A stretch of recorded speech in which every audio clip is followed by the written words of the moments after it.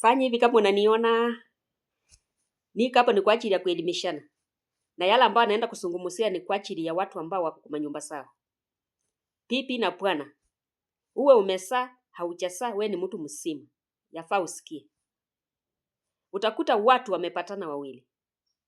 Lakini bwana anaenda cash town kutafuta pesa. Anapoenda cash town kutafuta pesa, anahesabu mwezi wa kwanza, wa pili, wa tatu. Pesa anatuma, anawasiliana vizuri. Lakini wakati anahesabu hizi miaka kule town, hajawahi ita bibi yake town. Hajawahi kupanga safari ya kuja nyumbani kuona watu wake. Yeye ako tu. Yaani iwe ofu, sio ofu, haeleweki. Sasa nataka niulize hivi. Wakati wewe uko town unafanya kazi, unatuma pesa, kila kitu chenye wanataka unatuma. Wewe uko town. Yaani uandiki kwa kichwa uulize, kule nyumbani nilikotoka, ni nini kinaweza kuwa kinaendelea? Ukiuliza mtu kama huyu anakuambia, hati pipi mzuri inafaa tu afumilie mpaka wakati nitakuja. Sasa amefumilia. Mwezi wa kwanza, wa pili, wa tatu, mwaka imeisha, imeingia ingine. Kama wewe mwenyewe umeshindwa kufumilia kule, yeye kule nyumbani atafumilia. Na uko na mwili kama vile yeye ako na mwili. Hisia ni kama hizo sako. Fikira sako ni kama sake tu. Hakuna tofauti. Wewe uko tu. Na unajua sasa wakati unamsoesha kukaa peke yake, yeye anasoea kukaa peke yake. Wakati utakapopanga safari ama umefuta kazi unakuja kukaa nyumbani, unajua sasa harufu yako inaanza kunuka tofauti. Yaani hakuelewi.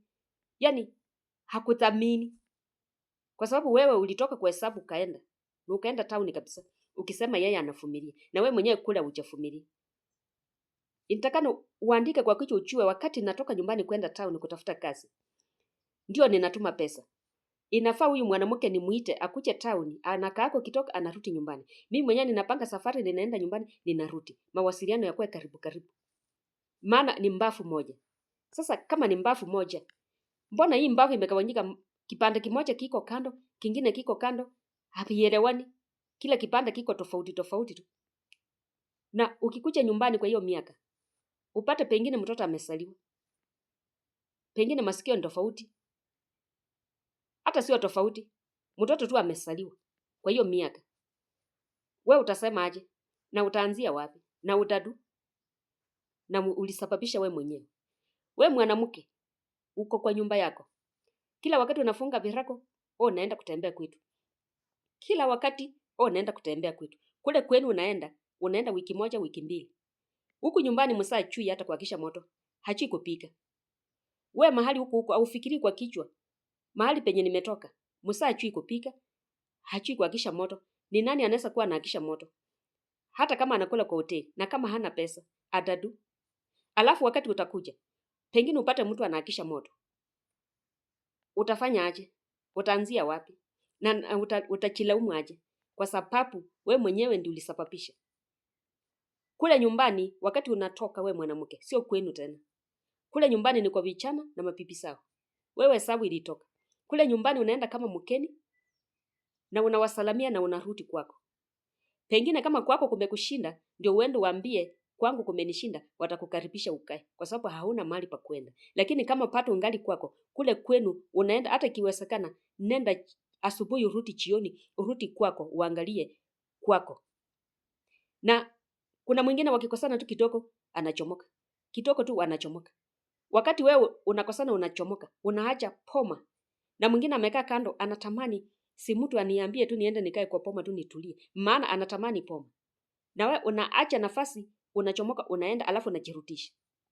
Ni heri kama umeenda kabisa itajulikana umeenda kabisa. Lakini unaenda alafu unajirudisha. Na ukijirudisha upate mwingine amejipanga laini hapo. Utadu. Utaanzia wapi? Fikiria ndani ya kichwa. Ukae na kalamu uchue. Wakati mimi ninachomoka ninaenda. Ninachomoka ninaenda. Ni kitu gani kinaweza kuwa kinaendelea hapo katikati? Maana si wewe tu watakuwa kikufuatilia kila dakika ati unaenda wanakungoja, unaenda wanakungoja. Ukifikiria tu kwa kichwa. Alafu kitu kingine, mauongo sana zimejaa kwa mandoa. Uongo tu. Yaani utakuta kila chenye mtu anaongea ni uongo tu. Mwanaume yani akitaka sasa kufurahisha ni kutumia mauongo. Mwanamke ni kutumia mauongo. Yaani kila kitu chenye mtu anasema amechelewa mahali, pengine amekuwa tu kwa mambo yake, hasemi ukweli, hata hasemi alikuwa wapi. anatumia uongo. Mwanamke alikuwa wapi? Amechelewa, akirudi excuses tu nyingi, anatumia tu uongo, yani uporocho mtupu. Alafu huu uongo unakuja unasaa sasa kwa familia katikati. Hata watoto wakisaliwa wanakuwa tu ni waongo. Yani kila kitu chenye mtu anakuambia ni uongo mtupu. Hakuna kitu chenye unaweza kuelewa. Unajua ukiwa na hekima kwa kichwa, utajua huyu chenye ananiambia si ukweli, ni uongo. Ukiwa tu na hekima kwa kichwa. Kuna watu wamesaliwa na hekima. Ukisema tu uongo wanachua. Hakuna kitu unaweza kuwaficha. Wewe utangangana na uongo wako tu, yeye ameshachua kitambo. Sasa ni heri wanandoa wasemane ukweli. Hata kama ulikuwa unataka kufanya nini, wewe ambia mke wako nilikuwa nataka kufanya nini. Wewe mke ukitaka kufanya nini, ambia mume nilikuwa nataka nifanye nini. Mambo yaeleweke, ama nilichelewa wapi nilikuwa na iwe ulichelewa hivi na ikakuwa hivyo na ikakuwa ukweli, kuliko kupanda mbegu mbaya, mbegu kwa watoto, mnasaa watoto wanakuwa waongo, wanafuata hizo tabia, wanaelekesha tena kwa visasi vingine, mpaka sasa visasi vyote vinakuwa tu ni madhabahu sama uongo peke yake. Tufikirie ndani ya vichwa. Tukifanya hiki ni kipaya ama tukifanya hiki ni kizuri. Tukiwacha kwa mtu muda mrefu kitakuwa kipaya ama kitakuwa kani. Kama uko ni mbafu moja, kuwa karibu karibu. Hata kama unafanya kazi. Kwani kazi inaweza kuzuia kuambia mtu kucha.